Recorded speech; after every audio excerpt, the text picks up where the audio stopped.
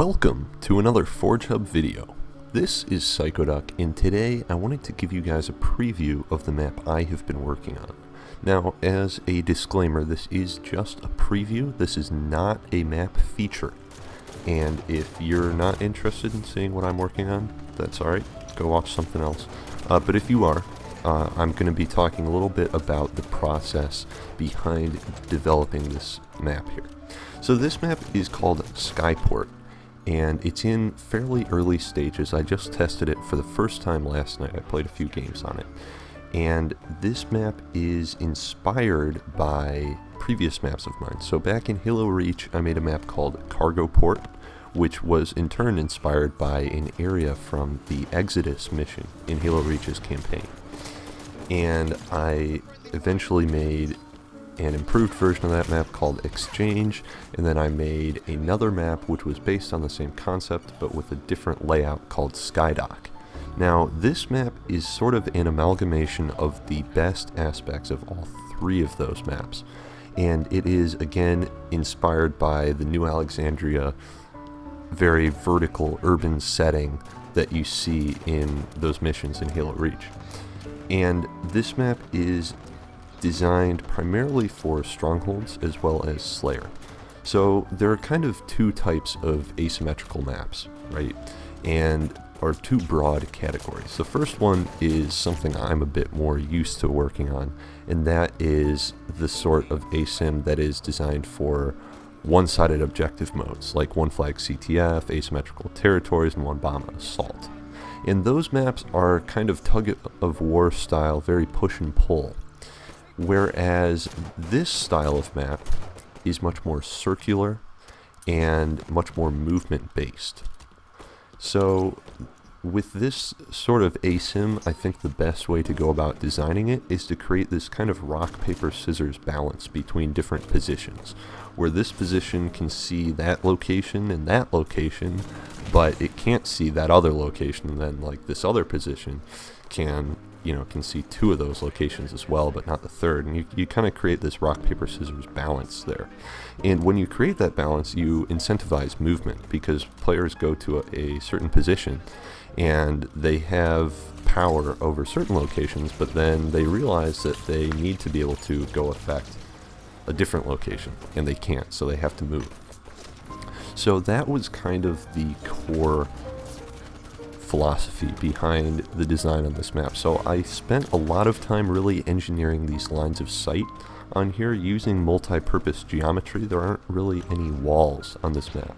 So all of the lines of sight are more based on large structural geometry. There are these giant support trusses which are supporting this overpass.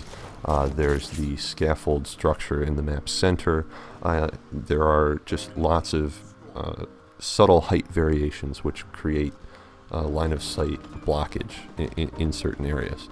And that was really interesting to do, because that's, again, something I haven't done on a map before, in that same context at least. So that was really fun, and incorporating the stronghold setup and the weapon setup into that sort of delicate line of sight position balance was a really interesting challenge. So that proved to be really cool, and I think it turned out pretty well in that regard. The map has a lot of longer lines of sight, so it's definitely going to promote some longer range engagements. There is a sniper rifle placed sort of on the low side of the map, and it is very powerful. The railgun placed at the high side is also quite powerful.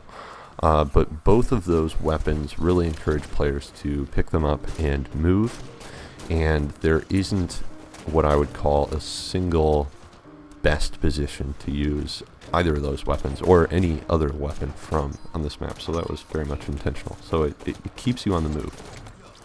Something else that's interesting about this map, which you would have seen at the beginning, is this opening encounter where the teams are looking directly across from one another, sort of midship or countdown style. I thought that was kind of an interesting opener for an asymmetrical map, because you don't really see that typically, and I think it creates this sort of exciting opener where the teams are pushing the strongholds and they have that little engagement there. So those are sort of the main things I was thinking about when designing this map. Again, it is still in fairly early stages. There is a lot I want to do with art as far as really livening up the space and making it feel like New Alexandria. I've done a little bit of that already, but I have plans for a lot more, especially with the skyline and some of the building facades and some smaller details as well. I just haven't gotten there yet because I want to wait and see how the map holds up over multiple playtests, because I don't want to run into a situation where I really need to change something and I've invested hours into arting it up and making it look pretty, only to have to gut it and change it. So those are the things I'm thinking about right now with this map, and I'm hoping it turns out well in the long run. So hopefully you guys enjoyed this look at what I'm doing. If you did, maybe we will do some additional map previews of some of the other projects we're working on in the future. And if not, we will still be rolling out tutorials, and as soon as more maps are at the polished state that we are looking for features, we will certainly be featuring a lot of maps. So this has been Psychoduck with the FORGEHUB video crew, and I'll talk to you guys next time. Thanks for watching. Bye-bye.